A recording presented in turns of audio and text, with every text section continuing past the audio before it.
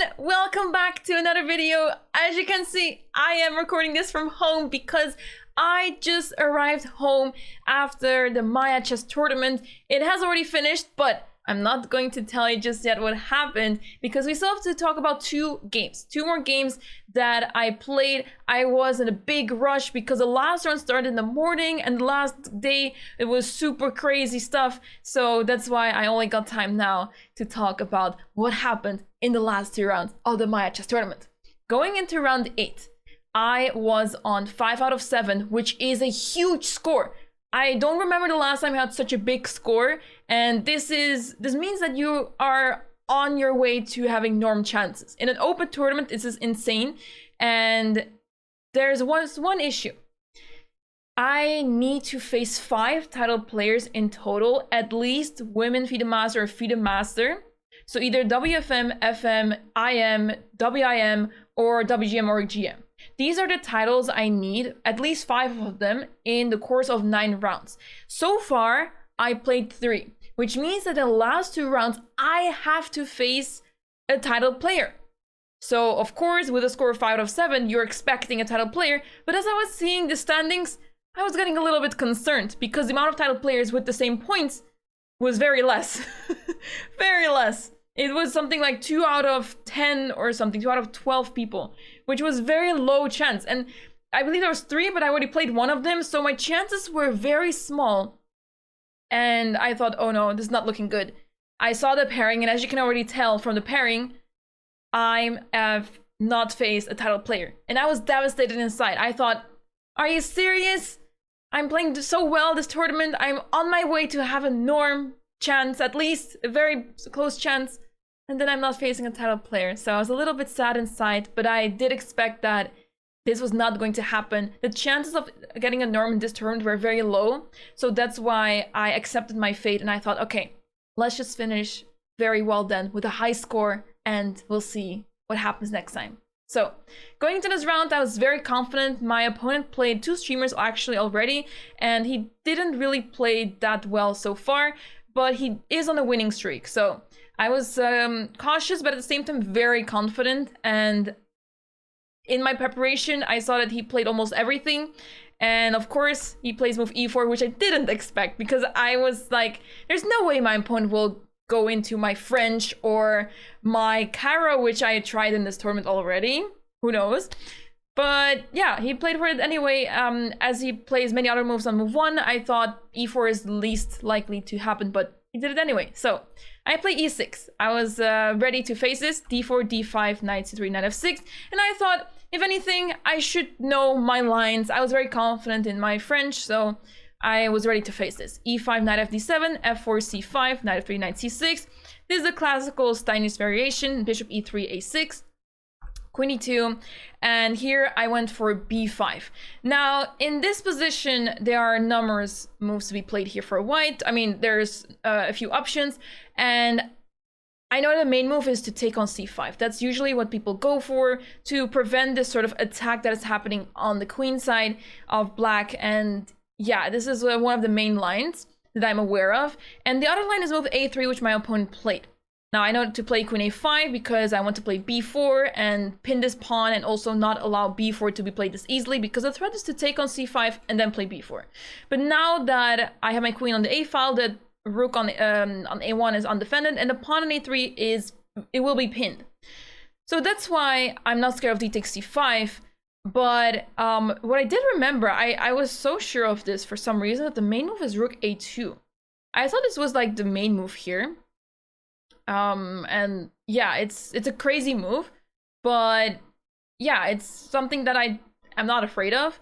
But turns out that d takes c5 is also a good move. And what I didn't know during the game is that this is the best move next to rook a2. And because I thought that rook a2 is the best move and d takes c5 is like anything else must be not that great, I thought, my opponent has no idea, I'm doing great. And this was very wrong. This was the absolutely wrong mindset. I don't know what I was thinking. I went from, at the start of the tournament, from not feeling so confident to extreme overconfidence in the last 2 rounds, basically. I mean, this is round 8. I was extremely confident in this day.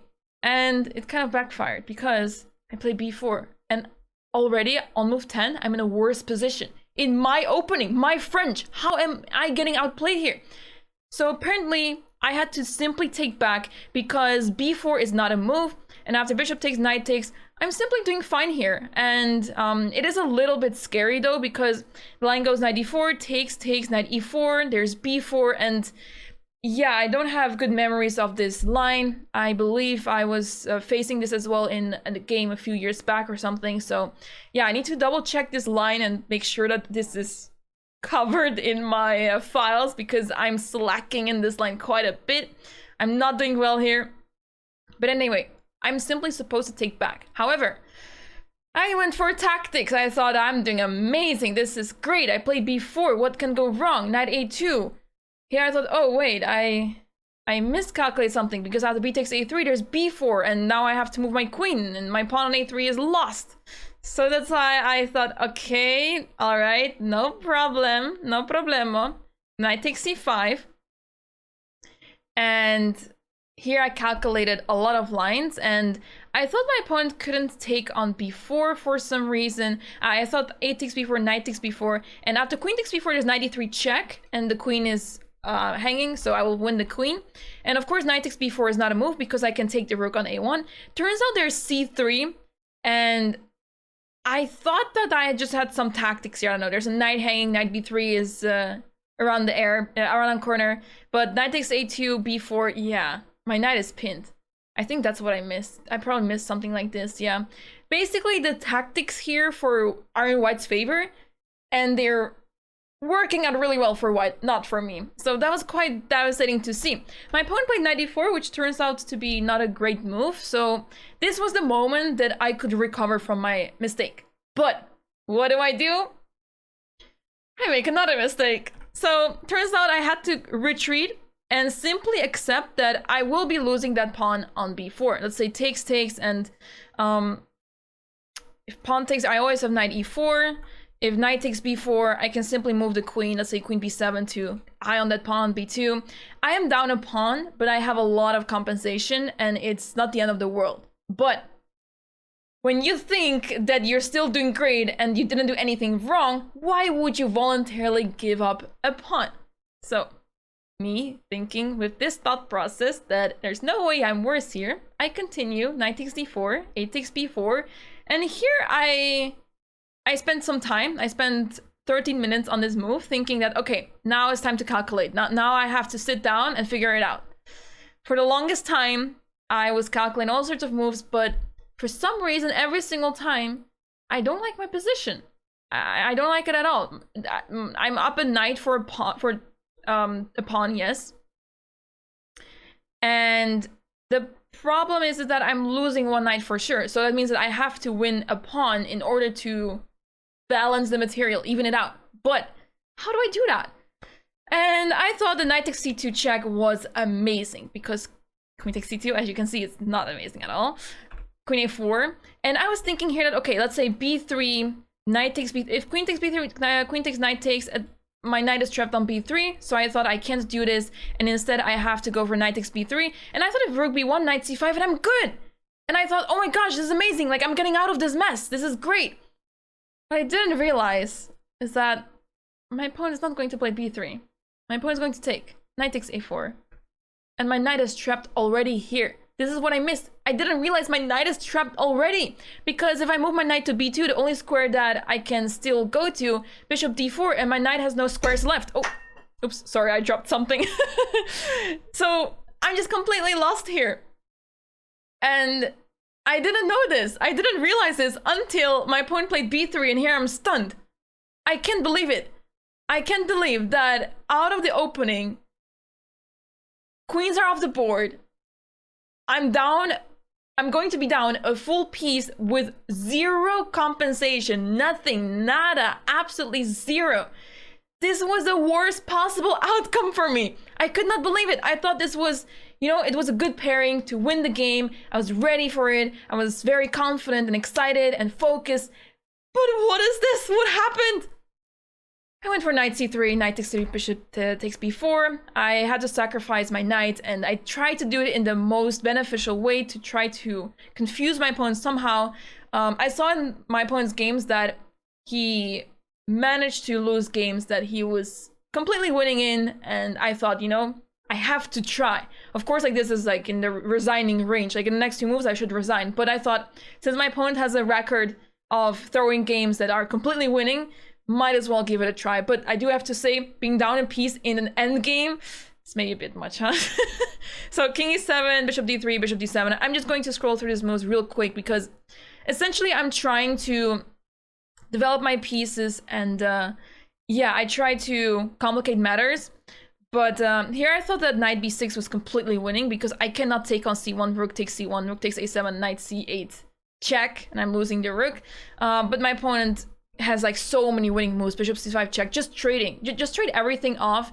You do have to be a little careful that, for example, here I was hoping for rook takes, pawn takes, and did I take the pawn on b4, and let's say we trade, oh sorry, not that move, rook takes b4, knight takes a6, and that I can somehow come back here, because once I take all of these pawns or trade them off the board, it's suddenly a draw, because rook versus rook and knight is a draw if you played well. It's very easy to defend usually, but that's what you're aiming for in endgames. You try to trade off pawns when you're down material, because then it's really hard for your opponent to win.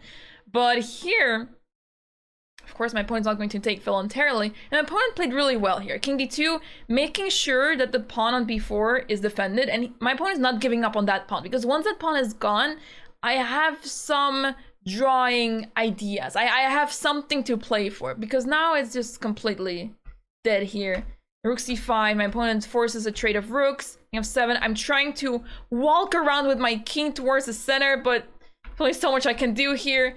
In the meantime, there's also a checkmate threat, so I have to play h5, g5, and here I took, and d4, hoping to somehow play a5 and enter with the rook. I don't know, I'm playing hope chess at this point. King e2, a5, and my opponent is simply marching forward and is threatening to checkmate me because the 7th rank is completely covered.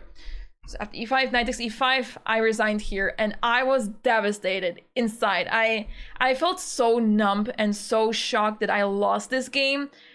And although, like, it's so strange when you have such a good tournament, and okay, I'm already out of contention for the norm that I'm trying to achieve here, but after such a good tournament to then lose such a terrible game, it feels so strange, and it sort of brings you back to, oh yeah, this is why I'm only 2100. This is why I'm unable to be consistent throughout the tournament, and it brings you back to these negative thoughts that you really can't do it. Like, I got a WGM norm, which wasn't a league, which was games that are spread over the entire year.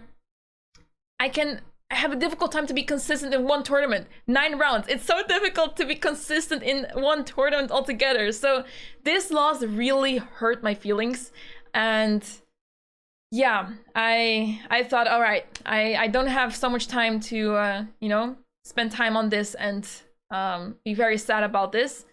I quickly managed to pick myself up, and I thought, okay, I want to end with a bang on the last round happening in the next morning, so I have no time to feel bad about this game. And I thought, I'm going to come back in the last round. So I quickly tried to brush this game off. I thought, okay, I may not have the absolute best tournament of my life scenario anymore, but I can still end on a win. So this was round 8. My opponent played super well. I played one of my worst games of my life, but I still hope that you guys enjoyed this video. I hope you guys enjoyed well, my loss. I hope you guys can learn something from this game the same way that I did, that openings are so important and you need to know your lines and do not get overconfident, all right? So with that being said, thank you so much for watching. Thanks for the support. I'll keep you guys waiting for round 9 in the next video. So make sure to stay tuned for the round 9 recap, because that game is something else, guys. So I'll see you guys in the next video. Bye!